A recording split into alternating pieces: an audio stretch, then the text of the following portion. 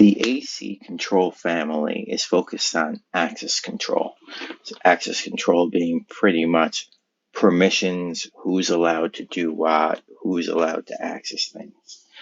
So, and specifically the one controls, AC-1, CA-1, AU-1, etc., are typically policies and procedures.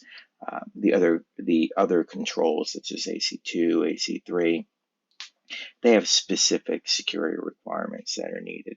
But the one controls, again, are pretty much policy and procedure. So AC1 are what are the policies and procedures for access controls.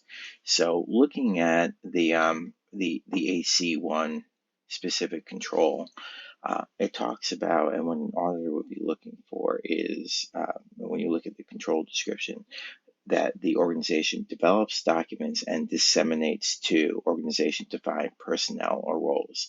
That means a couple of things when you're auditing. Number one, you're going to be looking for policies and procedures that are related to access control, and the disseminates to piece. So typically, if you're doing an assessment or an audit, an auditor is going to want to see how do they get that information out to the employees.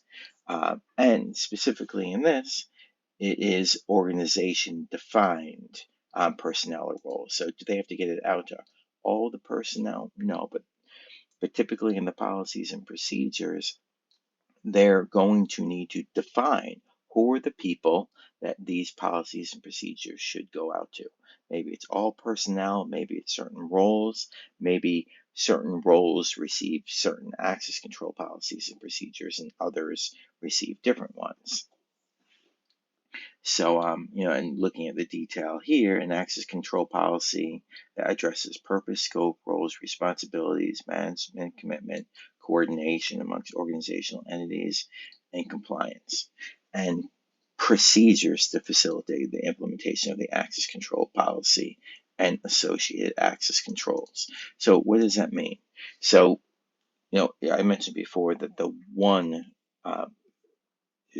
controls, AC1, is policy and procedures. Now, a lot of times people have a hard time understanding or separating policy versus procedures, because a lot of time they're talked about practically as if they're the same, i.e. policies and procedures.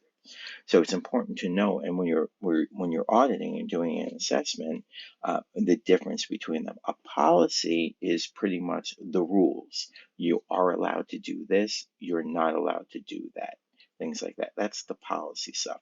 It's our policy for access control that you can only log in using an approved password, maybe, or via approved device.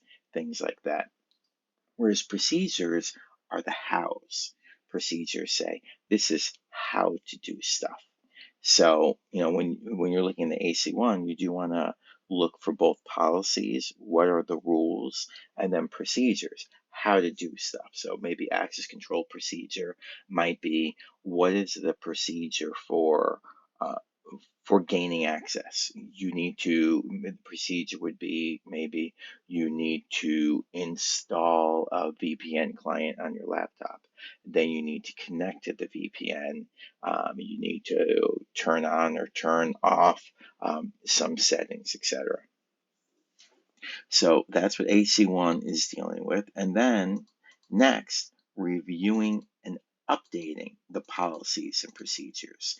So if you're an auditor, you're going to want to not only make sure the policies and procedures exist, that they're disseminated, they're given out to the people, and not just they're given out to the people, but that they define who they're giving it out to, what people they're giving it out to, but that the organization reviews and updates those. So a lot of times what an auditor would be looking for is, with the policies and procedures, hopefully and ideally there is a change page, which will list out, on this date we made these changes, and maybe there was a QA person that approved it, things like that.